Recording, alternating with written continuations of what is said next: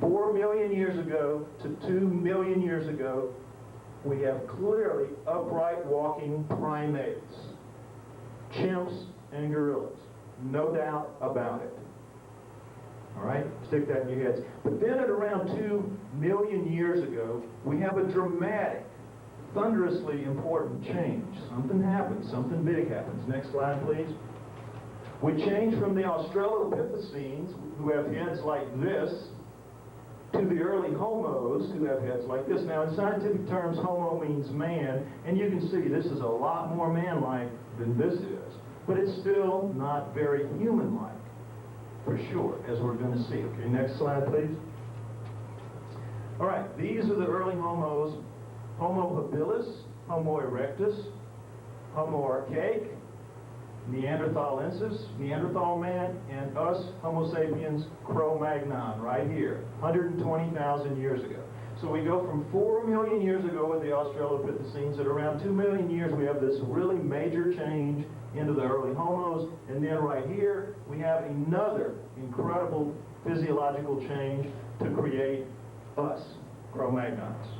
All right? Now, what's the difference? What we're told is that this is a steady progression to us. This is what the anthropologists tell us, that it was just a steady progression, a transition, right on through. Well, there's a transformation here, and there is a transformation here, but they don't recognize that.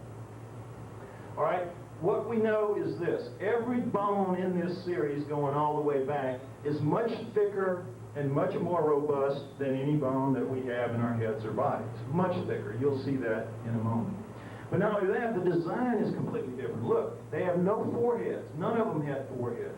They have these huge brow ridges. They all have that. We don't have, we have foreheads, we have no brow ridges. Large, round, nocturnal vision eyes. We have these little square jobs that aren't very good at night. Huge nasal passages. Look at the size of these compared to our little pinched off things with our nose sticking off of our face. Huge upper jaws that stick off the face, out off the face, opposed to our little flat, again, pinched in upper jaws. Nothing looking like us. All right? Now let's look at some profile shots. Here we see that transition I was talking about. Australopithecine, Homo erectus, Cro-Magnon. Look at the difference. Now, for as big as the transition is from here to here, it's every bit as big from here to here, physiologically speaking. Notice the round prognathous mouth, flattened mouth, no chin, chin.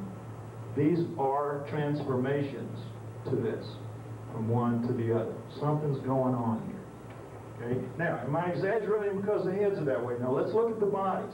This is a 12-year-old Homo erectus, which they now tell us we descended from because they lost Neanderthal. You know, for a long time they told us that we evolved from Neanderthal until it's been proven beyond a doubt that we could not have because we overlapped with them and a number of other reasons. So now they're saying, well, if we weren't Neanderthal, then by God, we were these guys. We come from them. All right, here we go. This is a 12-year-old Homo erectus, and at 12 years old, he stands 5'8" already. He's on his way to being 6'6", maybe 7 feet tall. He's going to be really big. And not only that, every bone in his body right now, at 12 years old, is thicker and more robust and longer than any bone in Arnold Schwarzenegger's body. Very, very robust. Going to be a very powerful creature relative to us. And understand that all primates are much stronger than we are. If you've ever had a pet monkey or know anybody that did, you know what I'm talking about. Pound for pound, they're 5 to 10 times stronger than us physically. And we know that that's the case with this guy because when you get bones like that, that's what it means. You can't have your bones not be able to stand up to the torque that your muscles can generate because your muscles will break your bones. So we know we're looking at really powerful guys. Now notice, if you will, the extraordinary length of his upper arm bone. Now this is a little more realistic, putting the finger down pretty close to where it belongs, the fingertip, down around the knees. All right? Now, next slide, please.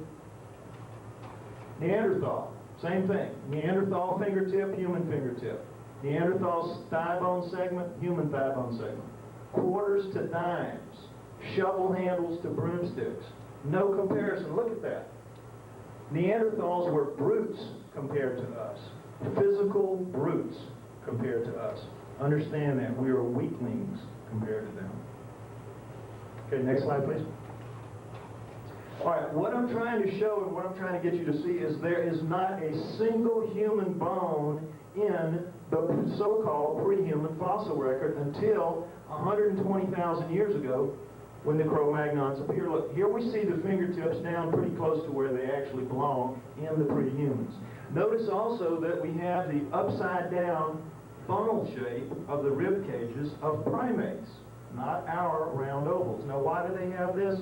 Because of these arms and because of the way their heads sit in their bodies. You can't really tell it here, but their heads tuck down into their torsos the way primates do. Not like us. They don't have the nice long neck sticking up that we have. And they're carrying these bigger arms, so you need more muscles up in here to handle it, so you squeeze the ribs out of the way, and we don't have that, so we have the nice round rib. Notice, there is just simply no comparison.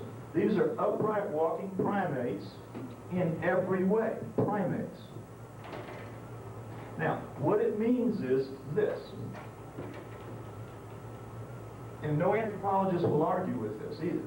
It's clear we didn't really evolve directly from these. It's impossible. So what they say is there's something in here that goes in here. What is that? The missing link. This is the missing link. It goes right in here.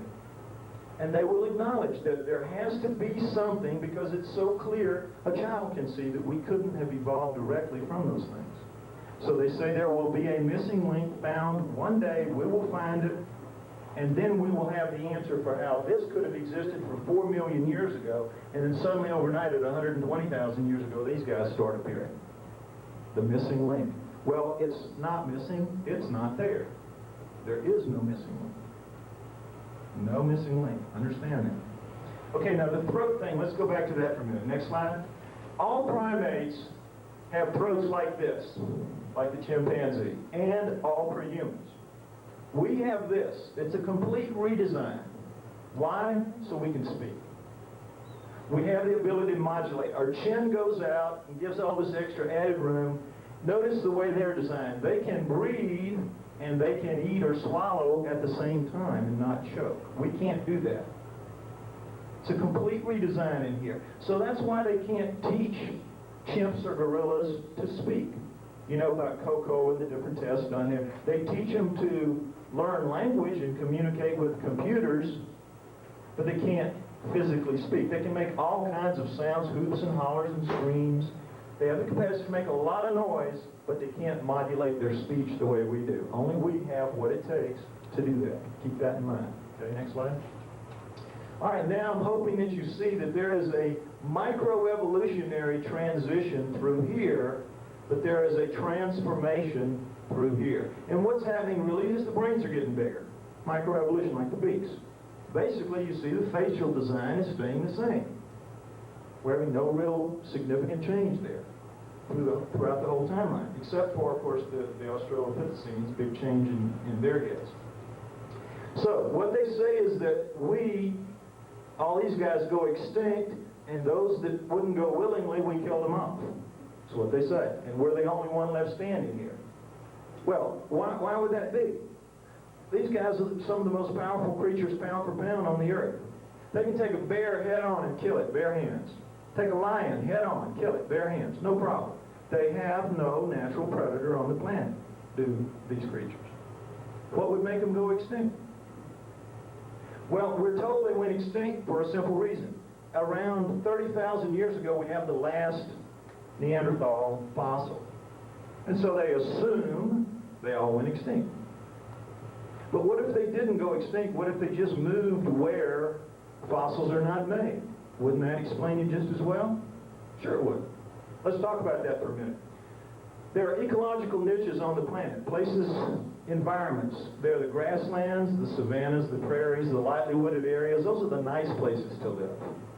And then there are the deep forests and the deep jungles, which are not so nice, at least from our standpoint. We can't make it in deep forests and deep jungles. Our skin is not adapted to it.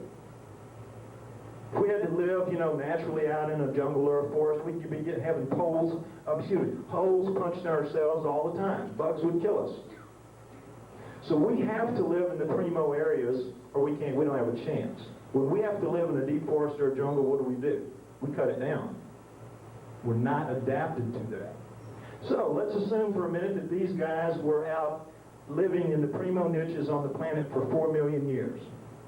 We know that. Why? Because we have their fossils. What does it take to make a fossil?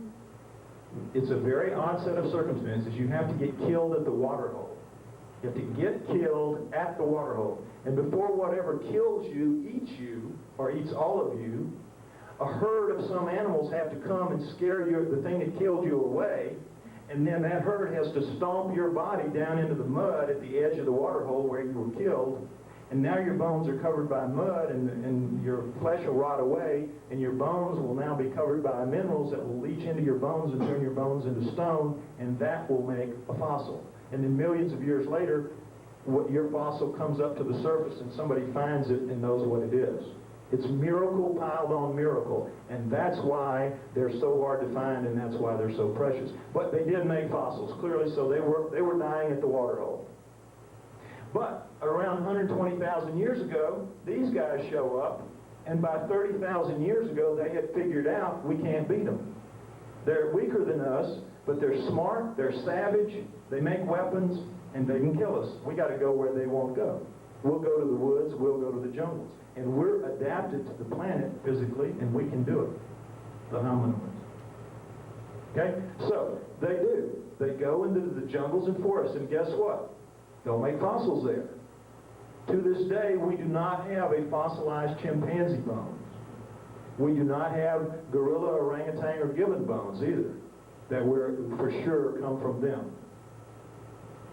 Fossils aren't made in those environments. So if you just make that leap with me that they just went where they don't make fossils, it makes just as much sense that they would disappear from the fossil record, that we drove them where we couldn't or wouldn't go. And they were able to take up residence there. And I say that's what happened. And I also say that if that happened, that explains, as I'm sure you've all heard, the hundreds and thousands of sighting reports that we have of upright walking, hair-covered, hominid-type creatures from every continent on Earth except Antarctica.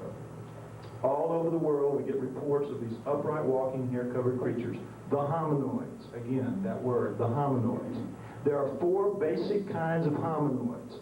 There's the Bigfoot Sasquatch kind, there's the abominable snowman Yeti kind, and there are 2 other kinds that are dominant in other parts of the world, but not so much here in the West. They're called almas, from the mountains of southern Russia and western China primarily, but other places as well, and agagwis. Agagwis live in the jungles of the world, South America, Central Africa, and Indonesia, right around the equator. The jungle band agagwis. Now, let's take a look at the 4 kinds, and we're going to see and assume that they're out there, and we're going to talk with that as a postulate for a while. Go ahead, next slide, please. This is a hominoid, a typical hominoid. This is a Bigfoot statue carved in Willow Creek, California, and this man is a little shorter than me, so if this creature was here, his head would be touching right up to the ceiling here. This is a Bigfoot Sasquatch kind. There are 4 kinds. The differences are in size. Bigfoot Sasquatch is 7 to 10 feet tall, weighs 700 to 1,000 pounds. Bigfoot Sasquatch. The abominable, and they live in what are called lower montane forests, thick forests sort of at the bottoms of mountains. They live in rugged hill country generally. Now, the abominable snowmen are man-sized, 5 to 7 feet tall, weigh 300 to 600 pounds, and they live in the Himalayan ranges exclusively as far as we can tell. Those taken together are as large as the United States, so they have plenty of room to roam. They live in the upper montane forests, valleys. They don't live in the snow, in the perpetual snow, but they live in the upper valleys, and they're sometimes seen crossing in snowfields from one to another. Upper montane. Now, the other kind, the almas that I told you about, are also man-sized. Again, 5 to 7 feet tall, 300 to 600 pounds. They live also in lower montane, but they also lapse over into jungles sometimes. They can live everywhere. They're the most mobile, they live in the most environments, and they seem to be the smartest, the almas. In fact, I think they are living Neanderthals. I think the almas will prove out as living Neanderthals. The last are the agagwis. They're about 4 feet tall, and they weigh about 200 pounds, and they're the ones that live in the jungles. Now, life